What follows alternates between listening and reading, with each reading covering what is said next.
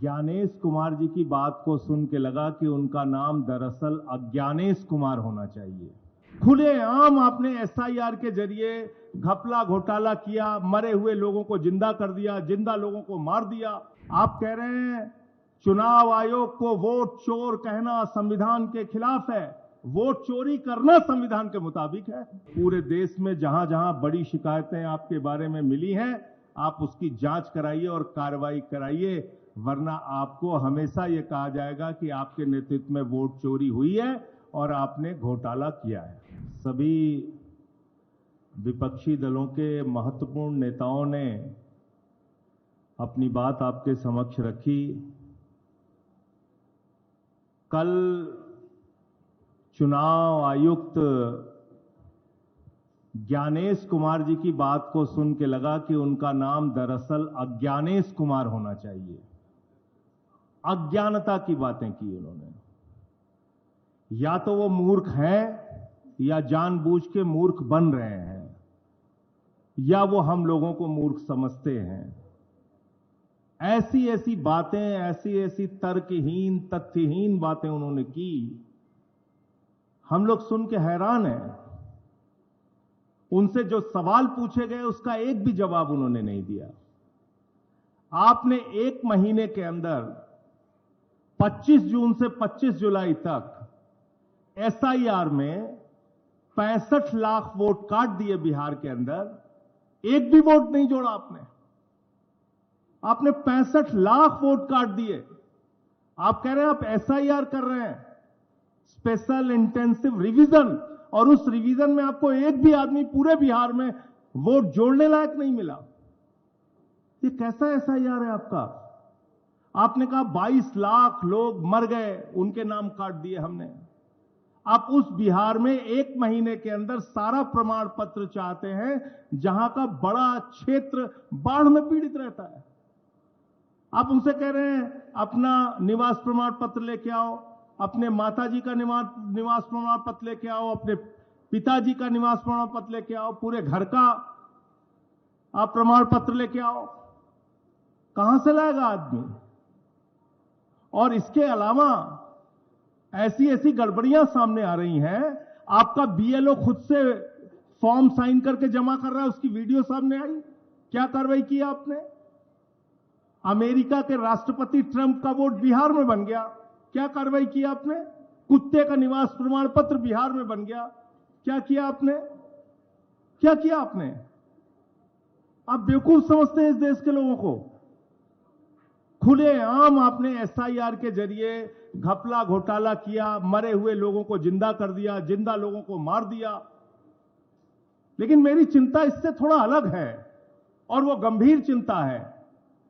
Bharatiya Janata party, Narendra Modi ji की party कहती है इस देश में उन्हीं लोगों के वोट कट रहे हैं जो घुसपैठियां हैं, जो बांग्लादेशी हैं। तो 22 लाख तो बिहार में कह रहे हैं मर गए इसलिए हमने काट दिए। अब 43 लाख जो वहां पे बचे हैं वो सब घुसपैठियां हैं। उनके लिए डिटेंशन सेंटर बनेगा, वो सब पकड़ पकड़ के बांग्लादेश भेजे जाएंगे। वो उनको हिंदुस्तान में रहने का हक नहीं है। वो जो सुप्रीम कोर्ट में गए थे, उन्होंने कहा था कि मैं जिंदा हूं, अब वो बांग्लादेश जाएंगे क्योंकि वो घुसपैठियां हैं। बीजेपी कह रही है वो घुसपैठियां हैं।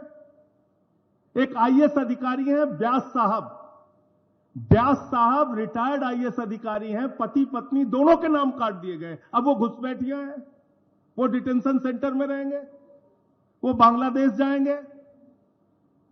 आप देश को आपने तमाशा बना रखा है। आप कह रहे हैं चुनाव आयोग को वोट चोर कहना संविधान के खिलाफ है, वोट चोरी करना संविधान के मुताबिक है। वाह भैया, वोट चोर कहना संविधान के खिलाफ है, वोट चोरी करना संविधान के मुताबिक है, वोटर लिस्ट में भ्रष्टाचार करना संविधान के मुताबिक है। आप कहते हैं शिकायत नहीं की गई आपको। मैं दिल्ली का उदाहरण बताता हूं। दिल्ली में केंद्रीय मंत्रियों के घर पे 33 वोट बने, 25 वोट बने, 22 वोट बने, सांसदों के घर में 15 वोट बने। मैं खुद केजरीवाल जी के नेतृत्व में जाके शिकायत हमने लिखित रूप से दे के आए थे हम लोग। कोई कार्रवाई आपने नहीं किया। आपने नई दिल्ली विधानसभा क्षेत्र में 42,000 वोट काट दिए, 42,000 वोट चुनाव शुरू होने से पहले। 14 विधानसभाओं में भारतीय जनता पार्टी के कार्यकर्ताओं ने हजारों वोट कटवाने की एप्लीकेशन दी। ये सारी लिखित शिकायत, मिल के शिकायत, अनुरोध करके शिकायत, बार बार कह के शिकायत हम लोगों ने चुनाव आयोग में जाके की। आज तक कोई कार्रवाई आपने नहीं किया। समाजवादी पार्टी के रामगोपाल जी ने बताया, उन्होंने एफिडेविट पर शिकायत किया। महाराष्ट्र के अरविंद सावंत भाई ने बताया और तमाम लोग, बंगाल में ममता जी ने बताया कि कैसे आपने फ्रॉड किया वहां पे। लेकिन आप कोई कार्रवाई नहीं करते। फिर कह रहे हैं कल की प्रेस कॉन्फ्रेंस से ज्यादा तो मुझे हंसी परसों का उनका चिट्ठी देख के आई। उनका जो लेटर आया सामने, उसका पॉइंट नंबर 7 में पढ़ रहा था। कहने लगे साहब गड़बड़ी हुई है, लेकिन राजनीतिक दलों ने हमें नहीं बताया कि गड़बड़ी हुई है। तो मैंने कहा ये तो वही किस्सा हो गया कि एक बदमाश थानेदार आया एक इलाके में, उस थानेदार ने अपने सिपाहियों के साथ मिलकर इलाके में डकैती डाल दी। डकैती डाल दी तो फिर वो थानेदार पकड़ा गया। थानेदार जब पकड़ा गया तो थानेदार ने कहा कि साहब इस इलाके के लोगों ने बताया ही नहीं कि डकैती डालना गलत बात है, चोरी करना गलत बात है। भैया एसआईआर आपने शुरू की, वोटर लिस्ट ठीक करना आपका काम है। 2018 का सुप्रीम कोर्ट का जजमेंट है, वोटर लिस्ट ठीक करना सिर्फ और सिर्फ चुनाव आयोग की जिम्मेदारी है। आप विपक्षी दलों को धमका रहे हैं, कह रहे हैं कि ये संविधान के खिलाफ बोल रहे हैं। हम लोग संविधान बचाने की लड़ाई लड़ रहे हैं। मताधिकार एक ऐसा अधिकार है जो बाबा साहब डॉक्टर भीमराव अंबेडकर जी ने भारत के संविधान में दिया और कहा कि राष्ट्रपति के वोट की गिनती भी एक होगी और गांव में रहने वाले मजदूर के भी वोट की गिनती एक होगी। हम इसकी लड़ाई लड़ रहे हैं, हम इसके लिए काम कर रहे हैं। और ये वोटर लिस्ट की गड़बड़ी जानबूझ के आप कर रहे हैं। इसमें आपने कल अपने आप को एक्सपोज किया पूरे देश के सामने।